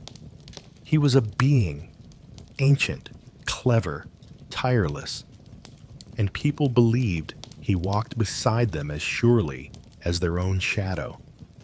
Not to frighten, not always to harm, but to turn, to twist, to pull the soul just slightly off its path, not with flames, but with suggestion. He was called many names: Satan, Lucifer, the adversary, the prince of lies, the tempter, the accuser. And each name revealed a part of his role. He was not imagined as endlessly powerful. He was a fallen angel, after all, cast down from heaven by God. But he was cunning, observant, patient. He could not force a soul to sin, but he could suggest and wait. The devil's greatest weapon was subtlety. He didn't always appear as a horned beast or snarling monster. In fact, he often appeared in disguise. A beautiful woman, a trusted friend, a priest with a false teaching, a voice in the mind that said, "You deserve more," or "No one will see," or "Just once won't matter." He rarely shouted. He whispered, and he knew the heart, the weak places, the fears, the longings. If a man hungered for praise, the devil offered it. If a woman longed for comfort, he presented ease. If a monk feared failure, he whispered despair. His goal was not a single sin, but a turning of the soul, away from the light and toward the self. And in this, the devil's greatest delight was pride. Not pride as we think of it now, but spiritual pride, the belief that one had already won. That one was holy enough, good enough, safe. The proud, the medievals believed, were easy prey, because pride closes the ears. It silences prayer. It locks the doors of the soul, even to grace. The devil, they said, had fallen for pride, believing he could be as great as God, and he tried to draw others into that same fall, not with violence, but with praise, with comfort, with the illusion of control. But not all his tricks were quiet. Sometimes, he roared, there were stories, many, and told with trembling, of the devil appearing physically. In the corner of a monk's cell, at the edge of a child's bed, in the night, as a beast or a black dog or a twisted face in a fire. People believed he could move objects, sour milk, cause disease, whisper to animals. The wind that slammed a door, the candle that went out for no reason, the sudden feeling that someone was watching. These, they said, were his footprints. And yet, even here, the devil was not invincible. He feared certain things: holy water, the sign of the cross, the name of Jesus spoken aloud, the presence of relics, the prayers of the saints. A single Ave Maria, said from the heart, could scatter him. A monk once wrote that the devil fled more quickly from sincere humility than from 1,000 exorcisms, because in the end, the devil had no power over a soul that refused to turn. This belief shaped everything. People blessed their homes, placed crosses above doors, wore small medals or scraps of parchment inscribed with scripture. They made the sign of the cross over bread, over water, over their children before sleep. Not out of superstition, but out of deep understanding. The world was not neutral. It was a battleground. Every moment mattered. Confession was a kind of weapon. So was kindness. So was silence. Every good deed was believed to sting the devil. Every sin, a doorway opened. And the devil wasn't alone. He had followers, demons, fallen angels who served not out of loyalty, but out of shared hatred. They were said to be legion. They moved in shadow.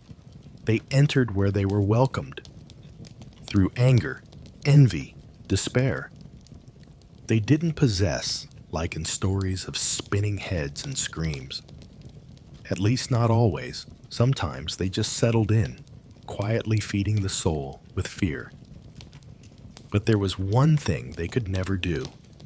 They could not enter uninvited. The soul, they said, was a house, and the door was always on the inside, locked or opened by the will. Even if battered, even if tempted, a soul that said no could not be taken. And this was the power medieval people carried with them, even as they feared the devil, even as they dreamed of hell and judgment. They knew they had choice. That light was stronger, that a single prayer, even whispered by a trembling voice, could send the darkness running. There's a story of a poor woman who woke in the night, convinced she felt evil in the room. She could not see it, but the air was thick, heavy, wrong. She had no relic, no priest nearby, only a loaf of bread by the hearth, and the words of the Lord's Prayer in her heart. So she whispered it, slowly, with shaking hands, and by the final word, the air was clear. Because the devil may roar, but he cannot stay where he is not wanted. So now, as you lie still in your room, quiet and safe, know this: no shadow has power here. No whisper can take root. You are watched by better things. You are shielded. And sleep is a kind of prayer all its own. Rest easy, dear one. Not because there is no darkness in the world, but because the light is real and near and already shining in your favor. We'll return again soon to walk still deeper into the strange spiritual landscape of the medieval soul, where even fear had form, and even evil could be undone by faith. In the soft hush after death, when the body had grown still and the soul had departed, the work of the living had only just begun. For in the medieval world, death was not an ending, but a passage, and that passage, they believed, could be made easier, lighter, faster, with help. Not help from angels alone, or saints, or divine light, but from those left behind. The prayers of the living were thought to reach into the shadows and shape the journey of the soul. And so, people prayed, quietly, constantly, with hope and with love. These were not empty gestures. They were urgent, real, believed to have power not only to soothe, but to save. The soul was never gone. It was simply elsewhere. And the voices it had once known, family, friends, monks, strangers, could still be heard, could still affect the path it walked, especially if that path passed through purgatory. That third realm, the one neither light nor flame, was a place of purification, And it was there medieval people believed that most souls went. Not damned, not yet glorified. Suffering, yes, but with purpose. Fire that cleansed instead of burned. Time that refined instead of erased. But that time could be shortened. That fire cooled by prayer. Every candle lit in memory of the dead was a quiet mercy. Every bell that tolled, every mass said, every whispered name at the end of the rosary, all these reached across the divide. They helped.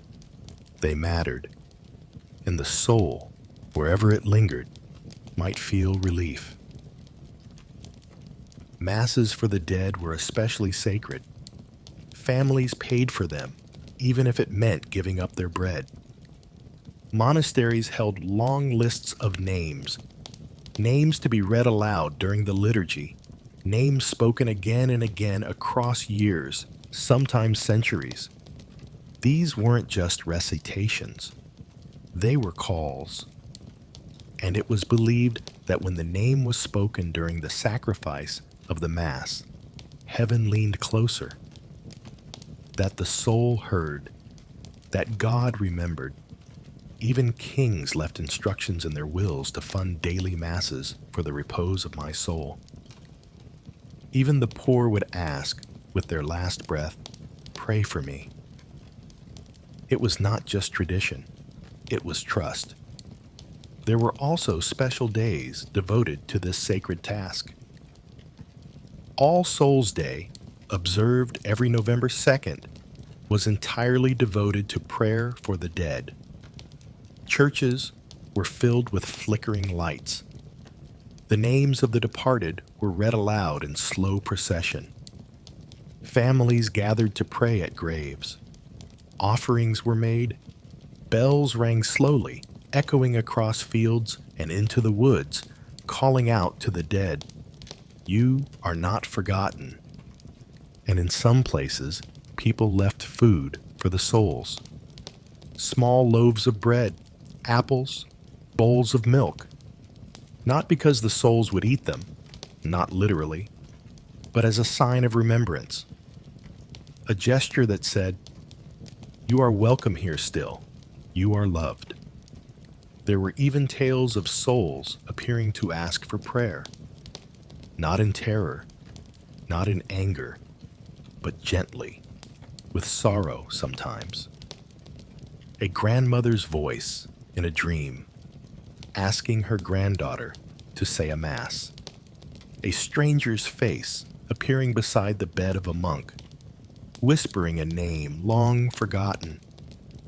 And when the prayers were said, the soul would often appear again, now smiling, ascending, at peace. Medieval people believed that these prayers were not wasted. Even if a soul had already passed into light, the prayer still became something good. A gift, a grace. If the soul had reached heaven, the prayer might help another. If it still lingered in purgation, the prayer was balm. And if the soul was lost, the prayer was still a kindness, one that softened the hearts of the living and reminded them that every soul mattered. It was not only the clergy who prayed, everyone did. Children were taught to pray for their ancestors, wives for their husbands, brothers for brothers. Entire communities gathered after death to keep vigil, to chant the Psalms, to read the Office of the Dead by candlelight. They sang softly through the night, not just in grief, but in duty. This was what love looked like after death. Graves were not silent places. They were visited, tended, touched. A hand laid on a stone. A prayer whispered with eyes closed. A single candle placed on All Souls' Night, glowing in the mist like a promise. Names were spoken aloud, not to summon, but to comfort both the soul and the speaker. There was in all of this a deep and powerful kindness, because the living could do something, could still do something. Death did not steal agency. It did not end the connection. It simply changed the language. Now, instead of holding the hand, one held a rosary. Instead of speaking face to face, one spoke into the silence, trusting the soul was still listening. And in this trust, the medieval world found peace. They did not fear the dead, they feared forgetting them. So tonight, as you lie in stillness, let your thoughts drift softly to the ones you've lost. Let their names return, not as sorrow, but as prayer. There is no fire here, no fear, only a quiet path through mist. And if your thoughts carry gently toward a soul once loved, know that the journey is easier now because you remembered. Sleep now, as if your breath itself is a prayer, one long exhale of peace. And let your rest be a light, one that shines in memory, in hope, and in the quiet belief that love does not end. We'll return again soon, to wander further through the rituals and reverence of a world where the dead were not gone, only unseen, and the living never prayed alone. To the medieval mind, the universe was not a tangle of chaos. It was a structure, grand, solemn, perfect in its symmetry. Every being, every stone, every star had its place. This vast design was called the Great Chain of Being, a golden ladder that stretched from the lowest grain of sand to the throne of God, with every angel, animal, human, and speck of dust carefully arranged upon it. Nothing was random. Nothing was out of place. The order was divine. It was more than philosophy. It was a spiritual map, a way to understand not just creation, but existence, how everything related, how everything flowed, downward from God like light from a sun, and upward through longing. The goal was not to leap over others or break free of one station. The goal was to accept, to align, to rest in one's place and perform one's role with quiet reverence. At the very top of the chain was God, pure, unchanging, eternal. Below God, the angels, arranged in 9 orders, each with specific tasks. Seraphim closest to the throne, glowing with love. Then, cherubim, thrones, dominions, virtues, powers, principalities, archangels, and angels. Each order more numerous and more distant from the source, like rings around a fire. Below the angels came humans, uniquely balanced between spirit and flesh, higher than animals, lower than angels, capable of rising toward heaven through grace, or falling into sin and descending toward beasts. Humanity was poised at a crossroads, one foot on earth, the other reaching upward, always moving. Then came the animals, arranged not by affection, but by function. Lions, noble and fierce, were near the top. Eagles, who flew highest, symbolized majesty. Below them, the beasts of burden, oxen, horses, faithful dogs. Then the crawling things, insects, worms, each served a role, Each contributed to the balance. Beneath even them were plants, trees, herbs, grains, not soulless, but simpler, living, growing, giving without thought. And he said at the very bottom, the minerals, stone, earth, gold, water, fire. Motionless, but essential. Supporting all the layers above. This vision gave meaning to everything. A mountain was not just a rock. It was fulfilling its role. A bee, gathering nectar, was not acting randomly. It was part of divine order. Even illness, even sorrow, could be placed somewhere within this design. A punishment, a test, a balancing of wrong. All had purpose, even if unknown. And within this hierarchy, humans had their own internal ladder. The soul itself was believed to have three parts. The vegetative, like plants, it lived and grew. The sensitive, like animals, it felt and desired. And the rational, uniquely human, it reasoned and chose. The saint, the wise, the selfless, they let the rational soul rule. The sinful let the lower parts take over. To be holy was to rise within oneself. This belief shaped how people lived. Kings ruled because they were placed near the top, not because they were better, but because the order required it. Peasants served not because they were worthless, but because their service upheld the whole. Pride was not just a sin of self-love. It was rebellion against the chain, wanting to climb where God had not placed you. Humility was the highest virtue. To know your place and stay there with dignity was considered a spiritual triumph.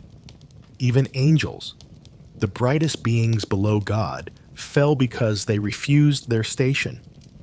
And humans were warned, do not make the same mistake. And yet, this order was not rigid. There was movement, but only the right kind. Souls could ascend through virtue, through grace, through surrender. The ladder to heaven, the saints taught, was not climbed by grasping. It was climbed by letting go. Even death was seen through this frame. When a soul died, it did not vanish.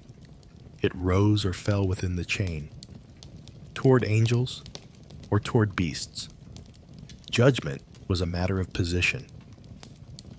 Were you drawn upward, into harmony, or had your choices pulled you downward, into disarray? The great cathedrals reflected this vision. The roof arches pointed upward, reminding the eye and spirit where it belonged. The saints and angels adorned the upper windows. The sinners, grotesques, demons, and beasts crouched below, not out of scorn, but out of truth. This was the universe in stone. Books, too, echoed the hierarchy. Illuminated manuscripts placed God at the top of the page, then angels, then humanity. Margins teemed with animals and plants. Even the parchment, once part of a creature, became sacred when it held words of truth. And it was not just grand things that mattered. Even the smallest action was part of the chain. Feeding a hungry man, tending a garden, lighting a candle. These were not beneath notice. They were sacred links in the design, small acts echoing the great plan. So now, as you lie in the stillness of night, imagine it, a golden ladder stretching across the stars, angels singing at its summit, the saints halfway up, beckoning gently, your own soul poised on a rung, balanced, listening. You do not need to climb quickly. You do not need to fear your place. You are held. The chain is unbroken. The order intact. The night watches over you, not with judgment, but with care. Everything is as it should be. Sleep now and feel the quiet of being part of something vast and sacred. A pattern older than time, where even your smallest breath matters. We'll return again soon to explore more of the cosmic vision that gave shape to medieval life, where even stars had duties, and every soul had a place in the great unfolding design.